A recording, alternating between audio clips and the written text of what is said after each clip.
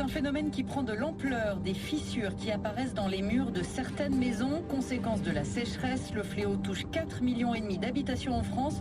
Les détails dans notre édition à 9 h.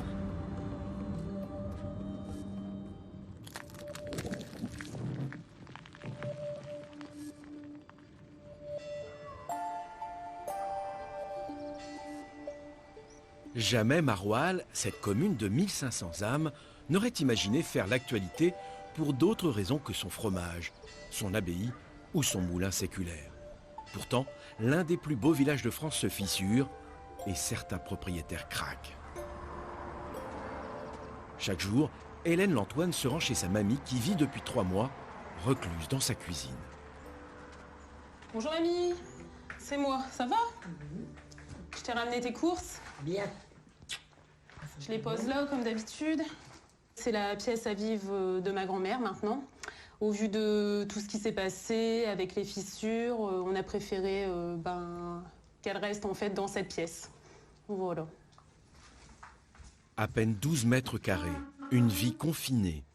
Marie-Thérèse vient de fêter ses 82 printemps. Aujourd'hui, elle n'a qu'une crainte, que le ciel lui tombe sur la tête. Ici, on peut voir des gommes, vous voyez, sur la poutre, avec les fissures. C'est énorme. Donc au départ, on avait juste des petites fissures sur la poutre. Et là, c'est quasiment toute la longueur de la poutre. La même chose que dans les autres pièces, les fenêtres, qu'on n'arrive plus à ouvrir. Voilà, donc ici, on a la pièce où ma grand-mère dormait. Donc vous voyez, on peut voir des fissures au plafond. Vous voyez, même là, on a un bout de plafond, en fait, qui est tombé. On a retrouvé, à un moment, un bout de plafond sur son lit, durant son hospitalisation. Elle se demande si sa maison ne va pas s'effondrer. Je ne dors plus des nuits. Quand on entend du bruit la nuit ou n'importe, je crois tout le temps que c'est un morceau qui part des plafonds ou n'importe. Je n'ose plus y aller, qu'est-ce que j'irais faire? Risquer que ça dégringole ou bien... Quoi qu'il arrive, vous n'allez pas bouger? Non. Jamais? Non, depuis 59, j'habite ici. J'ai déjà eu 4 enfants, moi, ici. On avait notre plaisir, on avait un grand jardin, tout ça, et puis beaucoup de poules.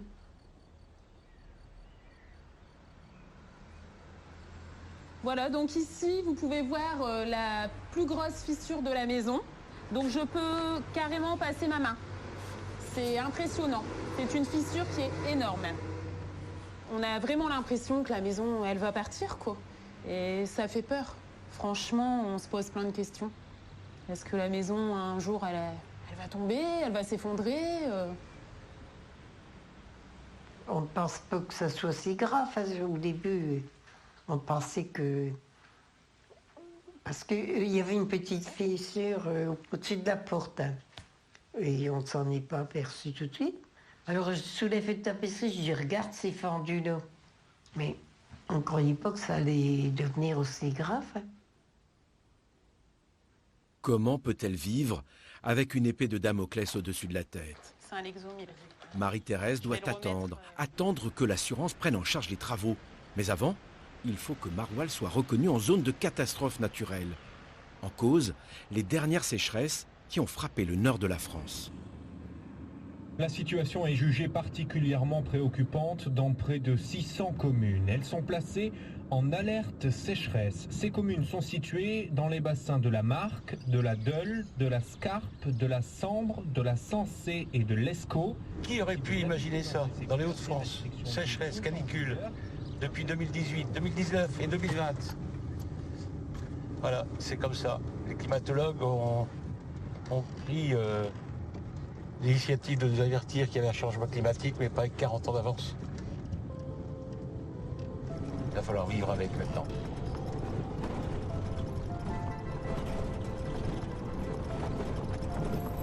L'enfer du Nord. Jusque-là, c'était les pavés de Paris-Roubaix. Cette course mythique qui passe juste à côté de la commune de Thierry-Paris. L'enfer. C'est aujourd'hui une centaine de villages des Hauts-de-France qui subissent la loi de la nature. Alors là, on va arriver dans mon village, à Ouannehain, petit village de 1600 habitants. Et rien que dans cette rue, il y a à peu près 25-26 maisons qui ont été endommagées par la sécheresse de l'année 2020. Il y a des maisons à droite, des maisons à gauche qui sont fissurées. Encore une ici, encore une là, une ici, là. Alors, au total, dans le village, il y a connu à ce jour 61 maisons fissurées sur 450 maisons bâties. Face au désarroi des sinistrés de sa commune, Thierry crée une association. Très vite, d'autres personnes se manifestent. Aujourd'hui, on a 43 adhérents à Ouannehain sur 61 maisons recensées abîmées. Voilà. Et puis d'autres villages, d'autres sinistrés de villages alentours se sont regroupés, ont rejoint l'association. Des adhérents qui sont tous tombés des nues lorsqu'ils ont vu apparaître les premières fissures.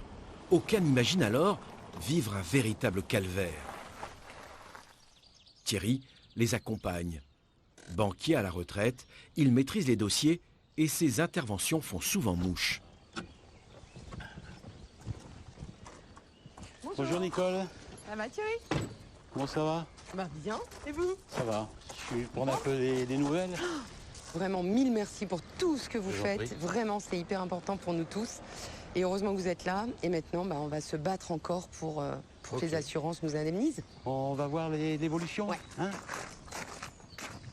Avant de rencontrer Thierry, Nicole avait décidé de démarrer le chantier en prenant tous les frais à sa charge.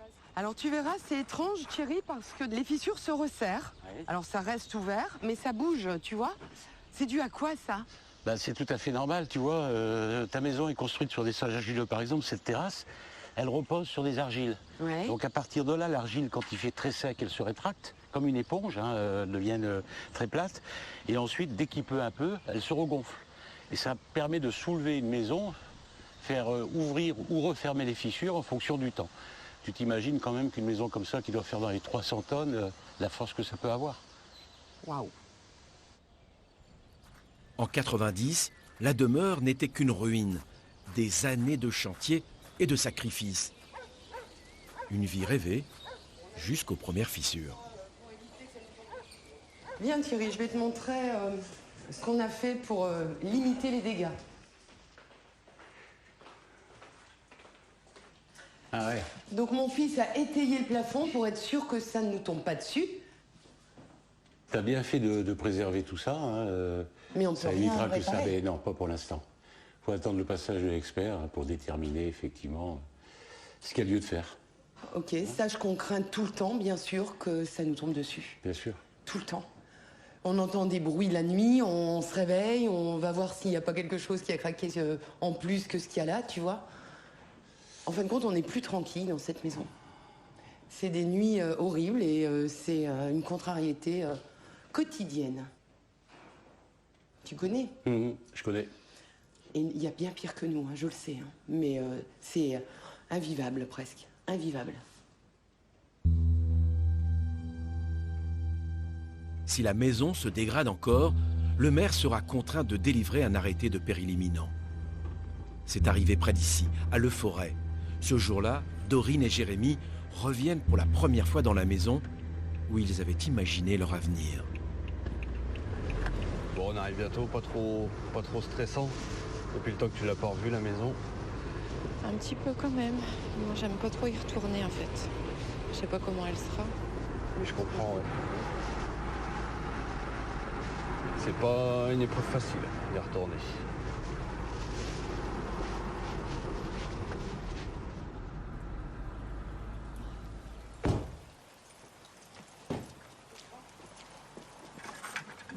On n'y arrive plus. Qu'est-ce qui se passe? C'est à cause des fissures en fait. La porte, elle ne s'ouvre plus. On va devoir passer derrière. Ah, oui. Vous voyez, tout est fissuré en bas. Le volet, il est même tombé. Il y a une grosse fissure là à la verticale. Et après, il y en a un peu partout dans la maison. C'est une maison qui avait du potentiel. On a tout refait.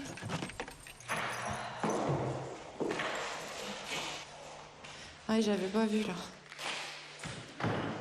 Regarde ici aussi. Ça s'est écarté. Il y a une belle fissure. Là ici, oui, bah, c'est la première qui est apparue en 2017, celle-là. Je peux même passer ma main. Donc ça s'est bien agrandi depuis cet été en fait. Même là également.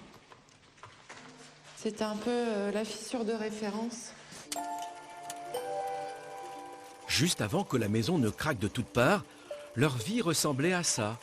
Un cocon d'une centaine de mètres carrés qu'ils avaient eux-mêmes restauré.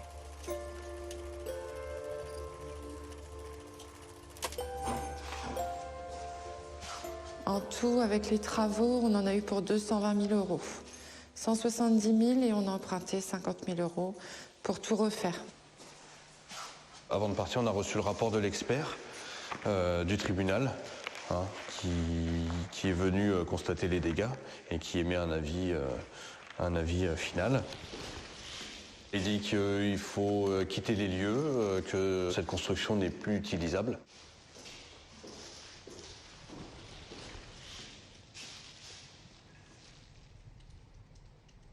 C'est pas évident de revenir ici. Parce que je m'y sens bien. C'est chez moi.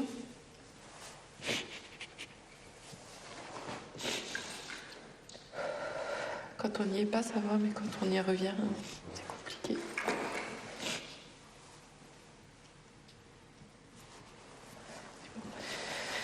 On continue à se battre. Quand il revient ici, Jérémy cherche des raisons d'espérer un retour à sa vie d'avant. Ça continue de bouger, de toute façon. On va enlever un peu tout le monde, mais non, effectivement, on voit que... de toute façon, là, la porte, elle est dans le mur, elle pousse le mur. Et ça continue. Ah, la chambre du petit. Le petit, c'est Sacha, leur enfant de 11 ans. Ça bloque, ça bouge. Puis je vais vous montrer. Dorine ne le regarde pas, et c'est un peu trop douloureux en ce moment pour elle. De se revoir et de revoir tout ça. Contraint de déménager dans l'urgence. On a eu un avis d'expulsion, donc l'expulsion est immédiate. Car le risque est réel. La maison menace de s'effondrer à tout moment. En 3 ans, la famille a tout perdu. C'est compliqué de se dire que dans 2 jours, on fermera la porte définitivement. Voilà, c'est notre chez nous. Et de tout perdre. Et de tout perdre.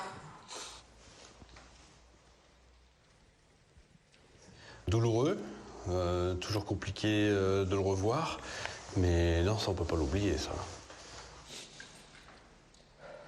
C'est même plus un pansement au cœur, c'est un étau. C'est un étau qu'on vous met dans la poitrine, dans le ventre, et puis qu'on serre. C'est horrible. Et encore plus horrible quand vous devez expliquer ça à votre enfant, et puis le rassurer aussi, parce que c'est votre rôle.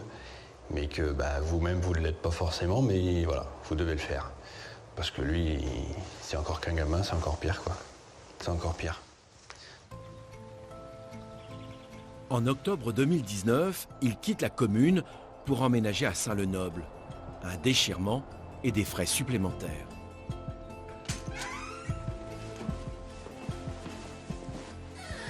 Alors ici, nous sommes dans notre nouvelle habitation. La location que l'on doit payer en plus, 663 € par mois. Il faut rajouter à cela les charges, l'eau, l'électricité, le gaz. On avait aussi les 2000 € pour se reloger. Donc un sacré budget à sortir tous les mois. C'est un combat de tous les jours, qui est fatigant, épuisant. Moi, je dis souvent, je suis ruinée avant de commencer la vie. Le dernier espoir, c'est la reconnaissance en catastrophe naturelle, parce que sans ce fameux papier, sans cette décision, l'assurance ne prend rien en charge. Donc on n'a pas les moyens de reconstruire une nouvelle maison, c'est impossible. Donc sans ce papier, notre vie, elle est fichue.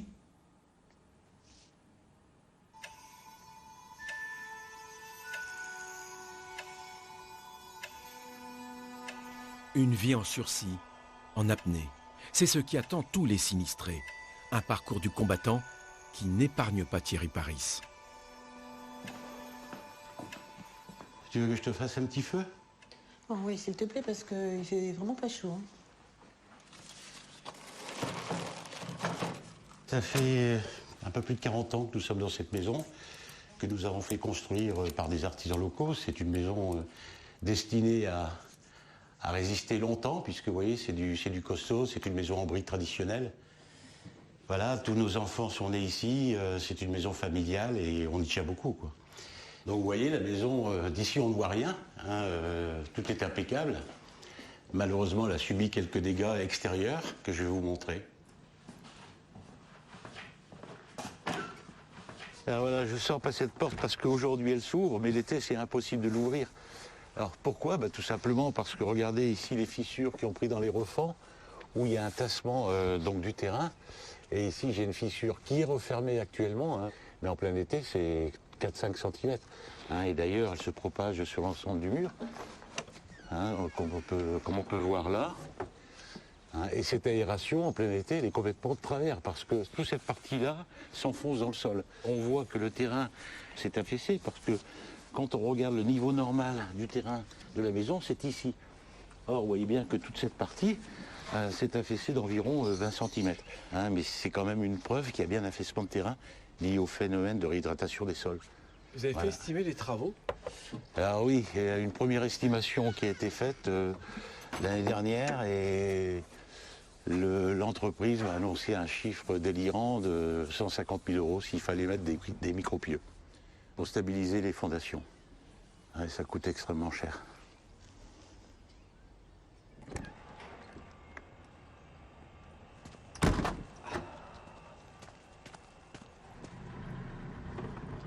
Mais comment faire entendre la voix des sinistrés, de tous ceux qui, du jour au lendemain, se retrouvent au pied du mur? Thierry et Dorine se rendent à Paris. J'attends vraiment d'être entendue parce que je suis un petit peu en colère de ne pas avoir de réponse. J'attends beaucoup de cette réunion parce que j'ai la rage. Il faut savoir que derrière ces chiffres, il y a des situations humaines, donc des gens qui souffrent. Et je veux vraiment donc relayer cette situation-là au niveau national, quoi, parce qu'on a l'impression vraiment d'être seul au monde. On se sent seul, on se sent désarmé.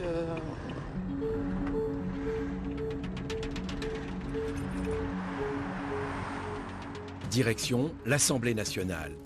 Dorine espère convaincre les parlementaires de l'urgence à modifier la loi. La loi qui a du mal à prendre en compte les effets collatéraux de la sécheresse, qui ne frappe plus seulement les terres agricoles, mais aussi les maisons et leurs propriétaires.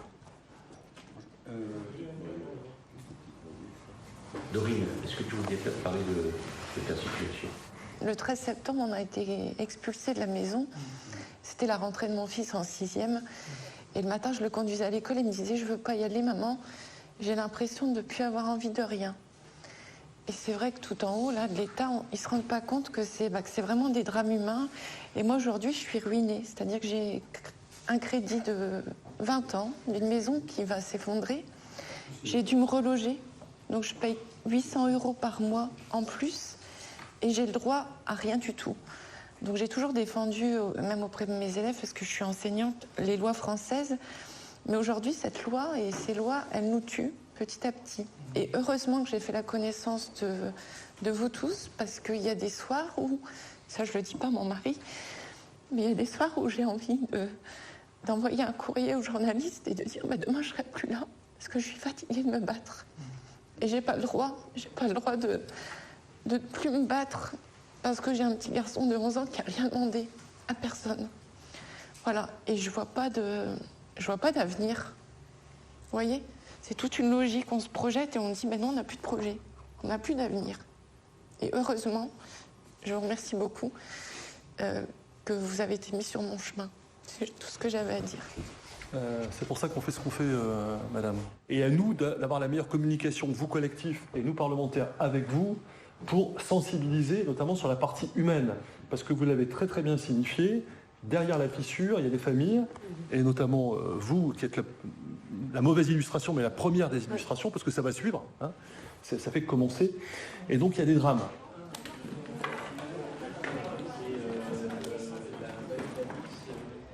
Je me sens déjà soulagée, ce qui est important. Et ce que j'ai retenu, c'est que les députés ont eu l'air vraiment de prendre conscience que derrière des chiffres et derrière des techniques, derrière des critères, il y avait surtout des familles entières et des parcours de vie qui étaient en jeu.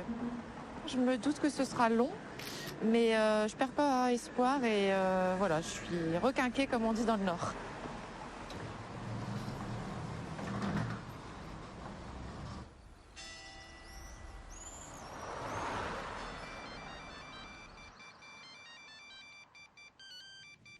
Oui, allô?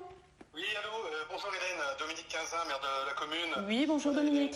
Je t'appelle pour t'informer que la commune de Maroilles a été reconnue en catastrophe naturelle, hein, tu sais, pour les problèmes de ta grand-mère au niveau des fissures.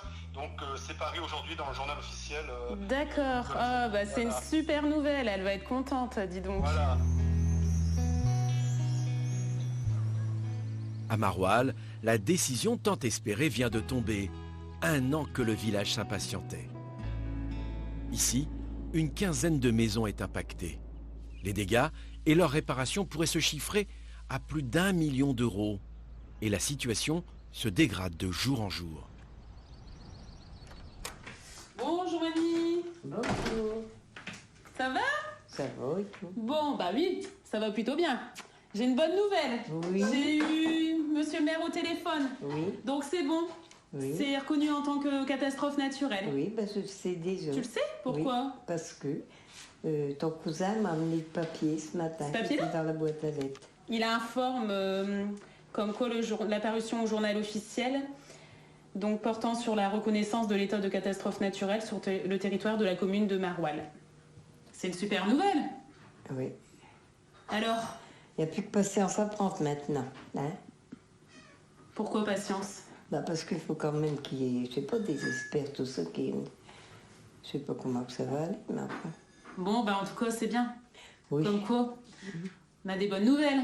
Oui, on peut pas tout le temps avoir des mauvais, ça. Vous savez, pour maintenant, plus le temps qu'on attend, hein, ouais.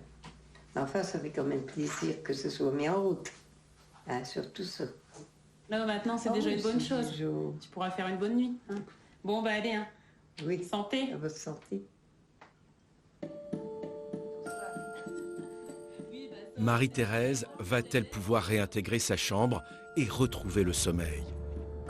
Son assureur, Pierre-Emmanuel Sculfort, va-t-il pouvoir la rassurer sur les délais et sur la prise en charge du chantier? Qui va payer? A-t-il toutes les réponses?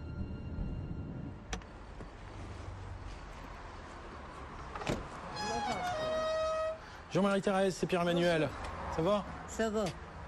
Allez, assois-toi Marie-Thérèse.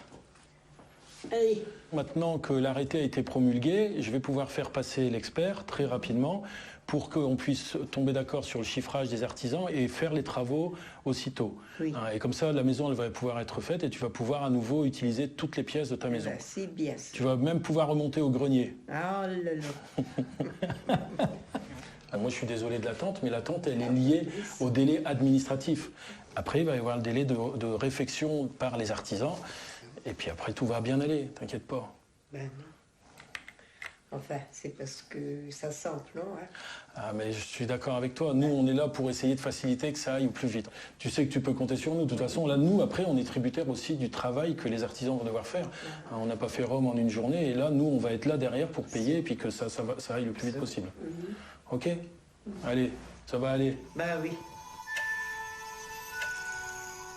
Rome ne s'est pas faite en un jour. Cette phrase, Thierry Paris l'a entendue des centaines de fois. Mais au lieu de le décourager, cela lui donne encore plus de force.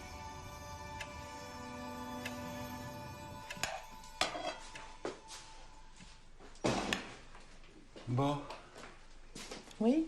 qu'est-ce qu'on mange? J'ai fait une salade de tomates. Ouais. T'aimes bien ça? Ouais.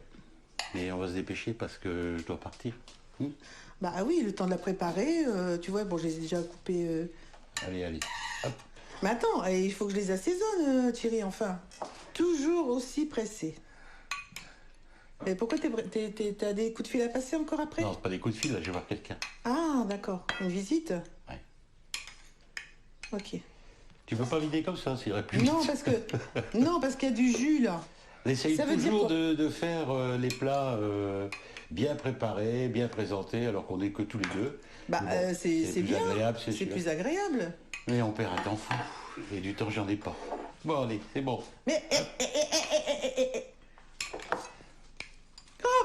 Allez, hop, C'est pas possible. Poivre, Mais c'est- huile, vinaigre. Sel, poivre et vinaigre. Bon, donc vinaigre et huile. Hein.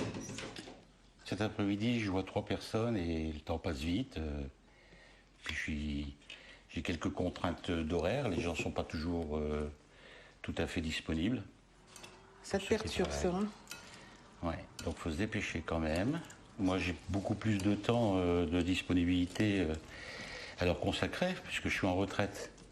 Retraite relative, on va dire. Mais au moins, j'ai pas de contraintes professionnelles. Ouais, Voilà. la retraite bien spéciale. Hein. On mange? Si tu veux, mon chéri. Allez, Mais viens. bien oui, bien sûr qu'on va manger. Allez, bon up. Oui, bon appétit, chéri.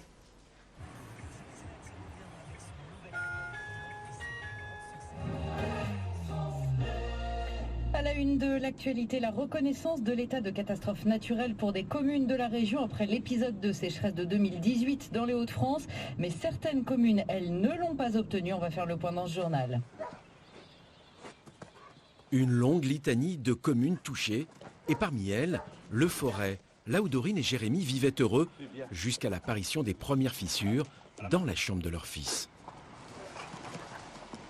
En ce moment, c'est un peu compliqué, c'est un peu dur. On a eu de nouveau un refus. La commune n'a pas eu l'arrêté de catastrophe naturelle. Et Dorine a quand même du mal à l'accepter. Voilà, c'est franchement très très dur à avaler, ouais. En ce moment, je suis un peu désespérée, quoi. Ça n'avance pas au niveau de la maison.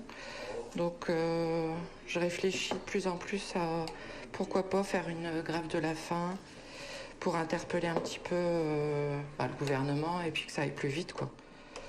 Le temps législatif, il est trop long, il n'y a rien qui bouge assez rapidement, quoi. Et je me dis que c'est la seule solution pour que ça avance, en fait. Pour que leur dossier avance plus vite, leur seule bouée de sauvetage, c'est lui, Bonjour Dorine. Ça va, Thierry? Ça va et toi? Thierry Paris. Bon, faut faire aller, vas-y, rentre. Ça a été la route? Ouais, un peu difficile parce que beaucoup de brouillard et un peu de verglas. T'as pas eu trop de neige Non, chez toi? pas du tout, pas du tout. Est-ce que tu veux un café, Thierry? Volontiers. Oui. Tu me dis stop, tu prends pas de lait? C'est bon, merci. C'est bon. Les nouvelles les plus récentes, il y a des réformes qui sont en train de se préparer. Hein. Donc cette réforme, vous le savez, elle est importante pour vous parce qu'elle propose de revoir l'ensemble du processus du régime des catastrophes naturelles, mais notamment apporte un supplément d'âme en prenant en compte les drames humains. Et surtout pour toi, Dorine, qui a pris de plein fouet cette catastrophe, on est vraiment très très sensible à votre situation. Ouais, ouais. Ah, mais c'est long. Enfin, moi, j'y crois pas. C'est long. C'est long. On va faire en sorte que ça se passe le mieux possible pour vous. Ouais. Hein? Vous êtes un peu le symbole de l'association parce que d'abord vous êtes le cas le plus grave parmi nos sinistrés. C'est sur vous qu'on s'appuie pour nous donner l'envie et le courage d'agir en permanence. Ouais. D'accord. Et pour ça, je vous en remercie. Tout est contre nous. Le plus dur, c'est déjà de ne pas avoir du tout de projet, c'est très compliqué. De s'aborder ceux de notre fils, alors là, c'est invivable. Et même si on voulait faire quelque chose, on peut pas. On peut pas, c'est trop important. On est pieds et mains liés complètement. Je pense surtout à mon fils, quoi. Je me dis, là, il a que 12 ans, mais si je veux lui payer des études, on pourra pas. Si je veux lui payer son permis, on pourra pas. Enfin, des choses bêtes, quoi, mais importantes pour lui, quoi. On n'est pas tout seul, quoi. Il y a aussi Sacha, et lui, il a rien demandé à personne. Et... Mais heureusement qu'il est là, parce mais que... il nous tient, quoi. Je sais pas, je me dis s'il n'était pas là, 2 adultes à un couple ou quoi que ce soit qui vit une situation comme ça, on a de la chance aussi que ça ne crée pas de disputes, de mésentente entre nous, d'incompréhension ou quoi que ce soit, parce que c'est des situations où on peut perdre encore plus que ça. Faire la santé. Alors, Dorine et Jérémy, vous n'êtes pas seuls, vous le savez. Oui, ça on le sait. Je m'engage à me battre, même en prenant sur ma santé. Et vous savez aussi que voilà, c'est difficile aussi pour moi. Mais vous inquiétez pas, je veux dire, on est là. S'il le faut, on ira jusqu'au plus haut niveau de l'État, physiquement, d'accord ? Et on commence à nous entendre et à nous écouter, donc ça c'est plutôt bien. On ne vous laissera pas tomber. Alors maintenant non plus, on ne peut pas faire de miracle, bien évidemment. Ça, de toute façon, on va le traîner toute notre vie. Du début jusqu'à la fin, on partira, on aura ce truc-là. Si ça sera réglé comme on aura avancé, je ne sais pas. Moi, je le compte en dizaines d'années. Et si on y arrive. Et si on est encore là, si ça ne bouge pas ou quoi que ce soit, mais bien sûr, vous serez encore là. Ben oui, on sera encore là. Pour ça changera, on sera toujours là. Le soir, j'ai du mal à m'endormir et je me dis, ouais, pourquoi pas, tu vois, faire une grève de la faim. Non. Je suis tellement désespérée que... Il faut savoir que les politiques sont avant tout des humains. On peut être écouté. Si on arrive en gueulant et en disant on veut, on n'arrivera finalement à rien. D'accord ? Donc la méthode que je propose est certainement beaucoup plus longue, mais elle aura des effets qui seront peut-être plus solides. D'accord ? Plus solidaires.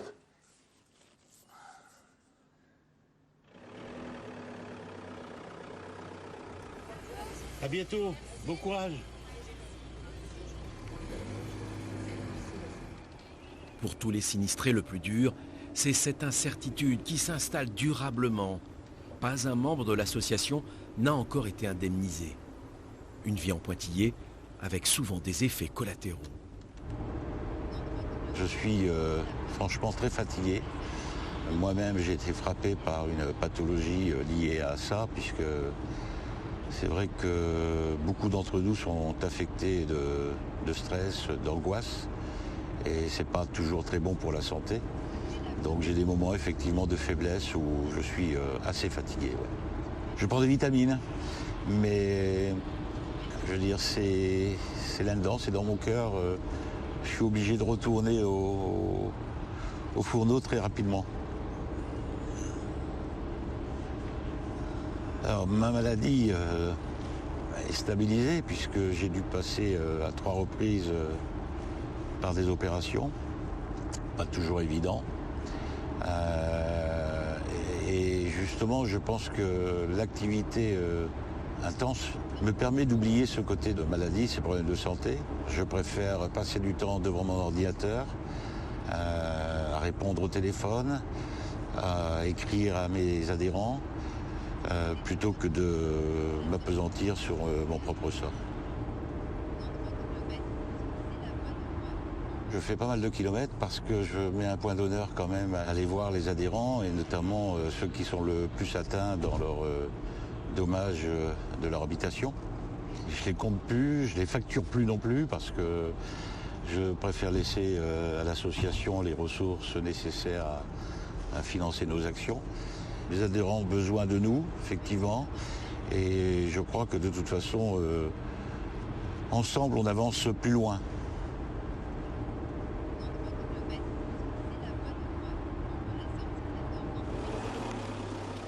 Thierry a surtout la chance de partager sa vie avec une femme compréhensive.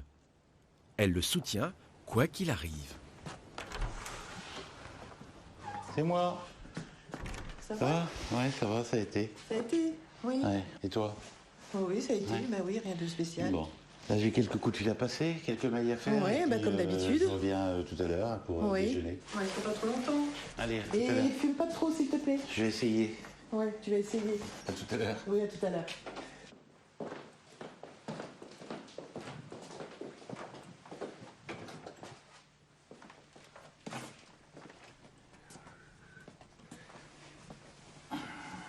C'est mon bureau, c'est mon antre.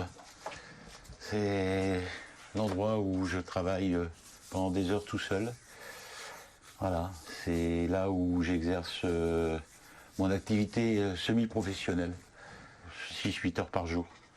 C'est là où j'informe l'ensemble des adhérents de tout ce qui peut se passer autour des catastrophes naturelles et plus précisément sur la sécheresse. C'est là où je réponds à l'ensemble des mails, c'est là où je fais mes vérifications de données de Météo France, c'est là où je communique avec l'ensemble des élus, des députés, des maires, des sénateurs. Quand il fait quelque chose, il s'y met à fond, quoi. À fond, quitte à se lever la nuit pour regarder ses messages. Il s'investit aussi bien pour notre maison que pour les autres. J'en suis fière, en fait. J'en suis fière. Malgré qu'il occupe tout son temps dans son bureau, dans son beau bureau. Ce que j'ai remarqué, c'est qu'il y en a beaucoup qui baissent les bras trop vite et qui ne veulent pas prendre, je veux dire, un peu de temps pour mûrir et réfléchir à ce qu'il faut faire et préfèrent laisser tomber. C'est dommage parce que on a tous des droits, hein, et il faut essayer de se les faire respecter. C'est normal de se défendre. Voilà. C'est pas du tout une retraite. Nous qui aimons voyager, pas forcément à l'étranger, mais on aime bien aller dans le sud de la France, on aime bien aller en Espagne, on aime bien aller aux champignons. Ben là, c'est raté. On voulait faire autre chose pour notre retraite. On voulait voyager, on voulait s'occuper plus de nos petits-enfants, hein, et maintenant, avec ça, il n'y a pas de répit. Je l'ai vu souvent à bout. J'en ai marre. Où il pleure. Quelquefois, ça lui est arrivé de pleurer. Et puis, je suis là pour lui dire, écoute, qu'est-ce que tu veux ? Tu veux arrêter ? Mais après, je lui dis ça, mais en même temps, je lui dis, non, il ne faut pas arrêter. Voilà. Un jour, j'ai ouvert une enveloppe. C'est difficile d'en parler parce que ça m'a beaucoup touché. Où dedans, il y avait un chèque de renouvellement de cotisation, mais il y avait aussi la photo, le dessin d'un enfant qui montrait sa maison cassée.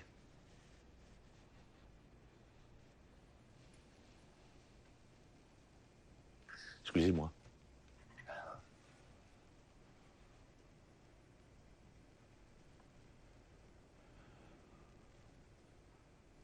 Alors, je vous assure, c'est difficile. J'ai reçu effectivement des dessins d'enfants, j'ai reçu des lettres m'expliquant des situations qui sont pas faciles à vivre. C'est vrai que je subis mon propre dommage, mais je vis les dommages des autres. Voilà, c'est ma nature, c'est comme ça. C'est ce qui me fait peut-être avancer, c'est ce qui me fait aussi peut-être oublier mes propres soucis. Donc voilà, en tout cas, ça me fait oublier pas mal de choses qui me touchent personnellement, d'essayer de m'occuper des autres aussi.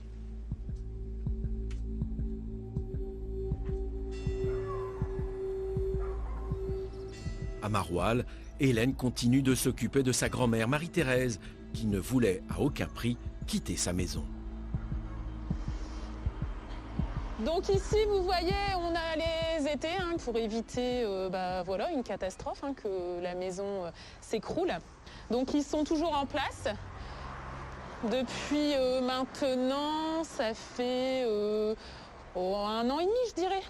À Sansan, on ne sait pas si la maison, elle serait toujours comme elle est aujourd'hui, quoi. Quand on voit les fissures sur la façade, valait mieux consolider, effectivement. Cela fait près de 18 mois que leur assureur est venu leur dire qu'ils allaient être indemnisés. On a tout déménagé, puisque on nous avait promis que tout allait être refait. Donc comme mamie est partie dans une location, on s'est dit allez, on enlève tous les meubles, on laisse rien, comme ça si la maison elle est refaite, ce sera beaucoup plus simple. On avait un espoir finalement quand on a été reconnu en catastrophe naturelle par rapport à la sécheresse, en se disant tout va être refait. Ma grand-mère était contente d'avoir donc les assurances au téléphone qui lui ont dit vous inquiétez pas, Mme Antoine, tout va être pris en charge, on va refaire votre maison. Allez, l'histoire d'une année. Et finalement, on se rend compte que depuis septembre 2018, on est quand même en janvier 2021, mais toujours rien. On est toujours dans l'attente, plus de réponse de la part de l'assureur. Quand on essaie d'appeler, on nous dit toujours on va vous rappeler, jamais personne ne répond. Enfin voilà.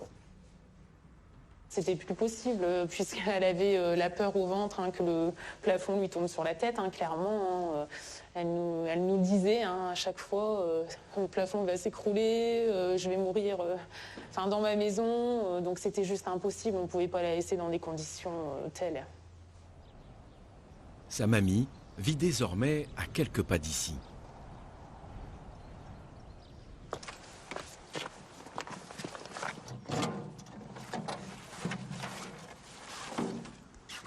Tous les jours, regardez ce qu'il y a dans le courrier. Oui, tous les jours, pour voir si on n'a pas une lettre de l'assurance, voir s'il y a une évolution ou pas. Ici, c'est sa nouvelle maison, en attendant. Donc, qu'elle loue, donc une charge supplémentaire pour elle. Bonjour mamie, c'est moi. Bonjour. Je t'amène ton courrier. Ah bah c'est bien. Bon. Peut-être des nouvelles de la Non, toujours rien, hein, comme d'habitude. Hein. Non. Moi, je commence à d'avoir assez de payer à pied. Donc, elle loue ici pour un montant de 670 €. Elle continue à payer l'assurance de l'autre côté. Alors ici, on n'a pas de fissure et elle se sent beaucoup mieux, hein, parce qu'elle n'a pas peur qu'à un moment donné, son plafond lui tombe sur la tête, parce que c'était des grosses inquiétudes pour elle. Donc aujourd'hui, elle se sent en sécurité. Et on le voit, nous, hein, puisqu'elle va beaucoup mieux. Voilà, on la sent moins fatiguée, plus apaisée. Donc ici, on peut voir la salle de bain. Voilà, avec les toilettes. Et ici, sa chambre, hein, qu'on a aménagée avec son lit médicalisé, hein, puisqu'elle a quand même 84 ans et elle a des difficultés pour se déplacer. Et c'est vrai que mamie, t'es beaucoup plus sereine depuis que t'es ici. Oui.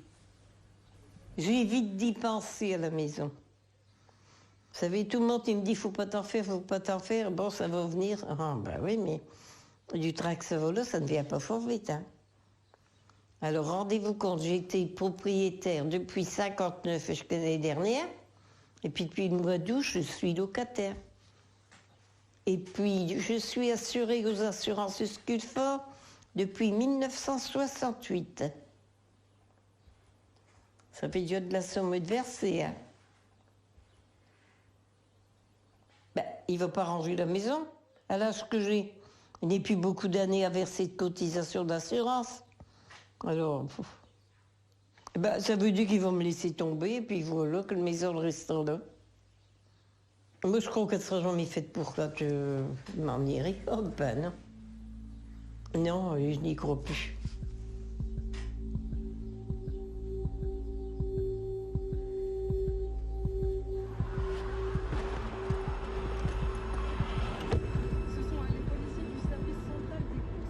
La sécheresse dans le nord et ses effets inattendus pèsent sur le moral des sinistrés. Aucun ne voit le bout du tunnel. Jérémy, lui, y croit encore alors qu'il vient d'apprendre que son assurance résilie son contrat habitation. De Caribe en Silla. Ce matin, il rencontre la sénatrice Sabine Van Egg, sans Dorine, qui, elle, n'en peut plus. Donc là, ouais, non, là vraiment, la dernière, l'assurance, enfin, pour l'instant, on n'espérait rien, mais on se dit vraiment, en fait, tous les acteurs du dossier se défilent. Oui. Je dirais qu'il y a une forme d'arrogance. Une forme d'arrogance. Moi, quand le ministre Nunez me répond lors d'une question orale, seuls les épisodes de sécheresse présentant une intensité anormalement élevée donnent lieu à une reconnaissance de catastrophe naturelle. Ben, il me dit ça droit dans les yeux, alors je venais de décrire le drame que vit cette famille et d'autres. La présence importante d'argile sensible au phénomène de retrait-gonflement dans le sous-sol de Leforest est confirmée. En revanche, au regard des données recueillies par Météo France, les niveaux d'humidité des sols superficiels de Leforest ne relèvent pas de sécheresse géotechnique anormale pour aucune des 4 saisons de l'année 2018. Je vous remercie. Merci pour vos explications techniques.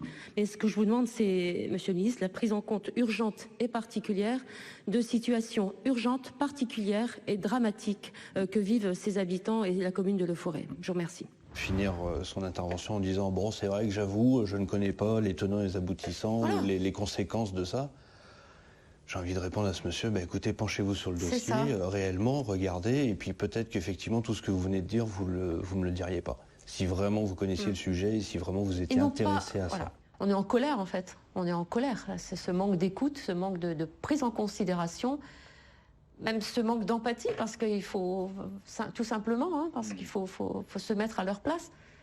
Et je ne lâcherai rien. Je ne lâcherai rien.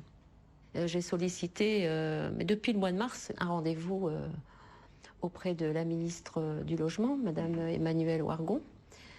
Et elle m'a annoncé, ce que vous savez aussi, c'est le déblocage d'un nouveau fonds. En me disant que probablement, vous pourriez certainement entrer, y avoir droit, quoi, en fait, ouvrir droit à ce fonds.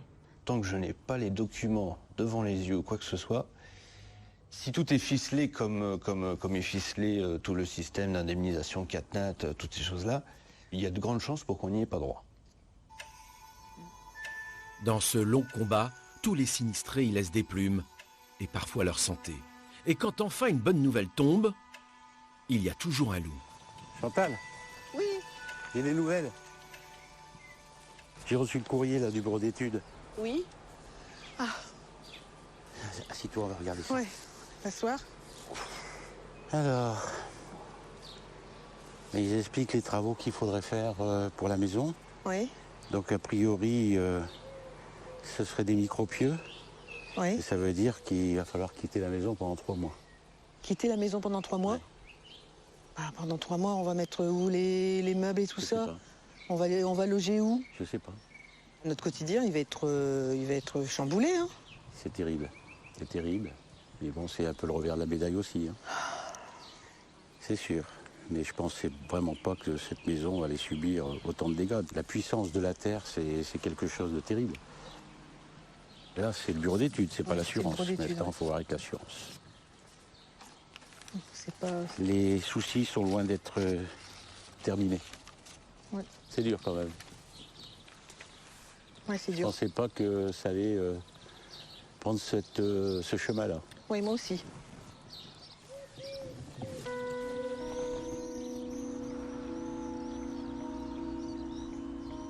Personne n'imaginait vivre de tels scénarios.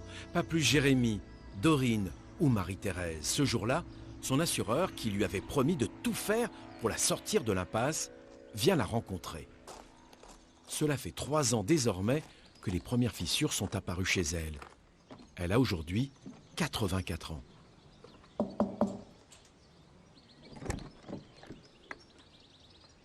Bonjour Marie-Thérèse, c'est Pierre-Emmanuel. Bonjour, monsieur Scuffon. Vous allez bien? Oui. Alors Marie-Thérèse, je viens t'annoncer une super bonne nouvelle. Ah bon? C'est la dernière fois, oui. La compagnie a accepté le dossier. Oui. Et on va rentrer dans la phase de réparation de ta maison maintenant. Donc il y a une entreprise qui va venir injecter de la résine dans les murs et dans le sol pour consolider. Et après, tu as le choix de l'entreprise que tu vas décider pour faire les travaux d'intérieur, de plâtrerie, pour que ta maison soit refaite telle qu'elle était la veille des désordres. Tant que je ne vois pas que ça commence, je ne suis pas contente. Eh bien, je n'y crois pas trop. Je vous le dis carrément. Parce que depuis le temps qu'on me promet, ben, j'attends. Je prends des cachets pour ne plus y penser au soir pour dormir, comme ça je ne pense plus à la maison. Sans ça, je ne faisais que penser à ça. Et soi-disant, c'était juillet-août, après, maintenant c'est novembre. Hein. On est tenu au délai des artisans, Marie-Thérèse. Oui, c'est bien. Regardez. 1, 2. Alors, 3. Marie-Thérèse. 4, 5, 6, 7. C'est quoi, Marie-Thérèse? 8. Les quittances de loyer. Mes quittances de loyer depuis l'année dernière. Je donne 670 € ici par mois. Je n'ai qu'une demi-retraite parce que moi, je n'ai jamais travaillé. J'ai élevé 4 enfants, ce temps-là, on ne travaillait pas.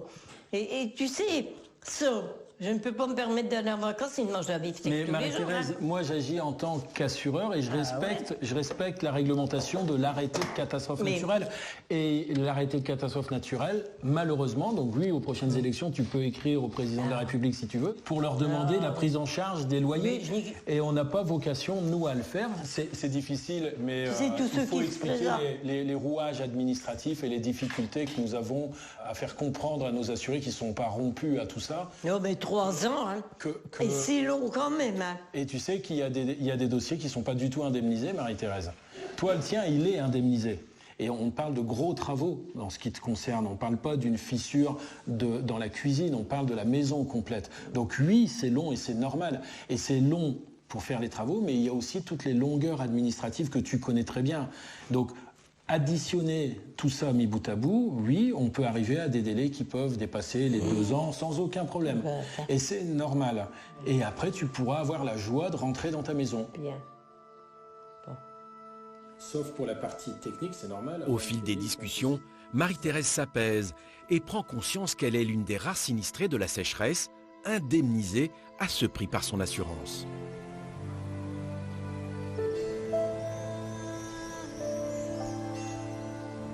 À Leforest, la commune vient enfin d'être reconnue en catastrophe naturelle. Pour Dorine et Jérémy, l'espoir renaît.